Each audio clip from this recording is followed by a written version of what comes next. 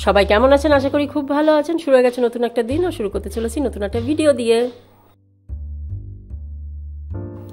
জয় মা জগদ্ধাত্রী।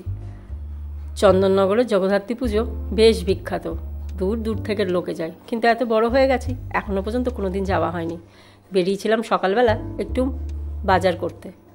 আমাদের পাড়াতেই লোকালেই একটা জগদ্ধাত্রী পুজো প্যান্ডেল হয়। প্রতিবারই চেষ্টা করি এখানে একবার একটু আসার, সকালবেলা বাজারের সময় একটুখানি এসে ভিডিও করে নিয়েছি। এখনও পুজো শুরু হয়নি। আর ফ্লিপকার্ট থেকে কিনেছিলাম কোকোপিট 10 কেজি, অনেকটা কম দামে কিনেছিলাম।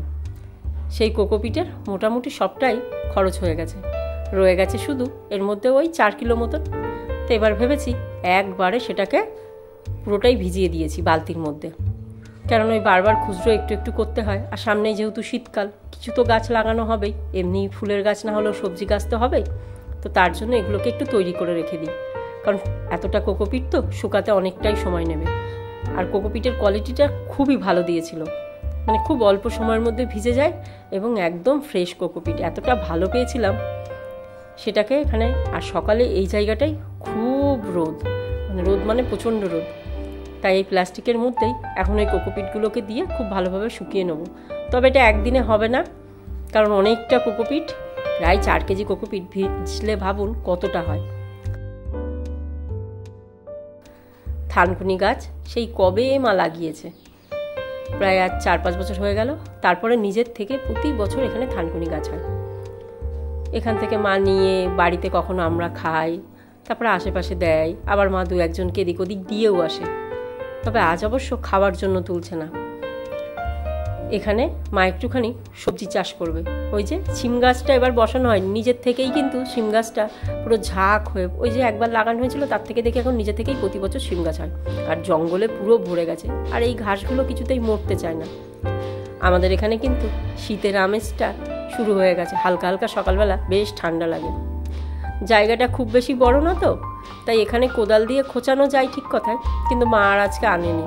মা এই হালকা একটু খুঁচুনি এনেছিল, মানে ছোটো মতন কি বলে এটাকে আমি জানি না, সেটা দিয়ে এখন মাটিটাকে হালকা একটুখানি খুঁচিয়ে নিচ্ছে। মূলো চাষ করবে এইবার, প্রথম আমাদের বাড়িতে মূলো চাষ হবে। শীত পড়ার আগেই নাইটি আনতে গেছিলাম, ওখানে একটা হাট বসে, ওখান থেকেই মূলোর দানা এনে নিয়েছিলাম। মা সেটাকে ছড়িয়ে দিয়েছিল। বৃষ্টি হলো না, সেই বৃষ্টির সময় বেশ কিছু মরে গেছিলো, ও তার থেকে কয়েকটা বেঁচে আছে। সেখান থেকে ছোট ছোট মূলো গাছের বেরিয়েছে, সেগুলোকেই এখন অন্য জায়গায় পুঁতে দিতে হবে। দেখা যাক, প্রথমবার মূলো চাষ করছি। মূলো হলে অবশ্যই আপনাদের সাথে শেয়ার করব। তবে মাটিতে এখনও পর্যন্ত কিছু দেওয়া নেই, শুধু মাটিটাকেই একটুখানি খুঁচিয়ে নিয়ে সেটাকে ঝুরঝুরে করে লাইন বাই লাইন এখন মূলোগুলো বসিয়ে দেওয়া হচ্ছে।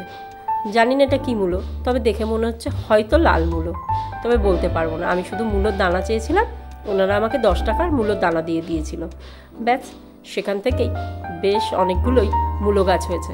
আরও কিছু দানা শুনলাম মায়ের কাছে রয়েও গেছে, সেটাকেই পেছন দিকে সারি সারি করে এইভাবে মা বসিয়ে দিচ্ছে।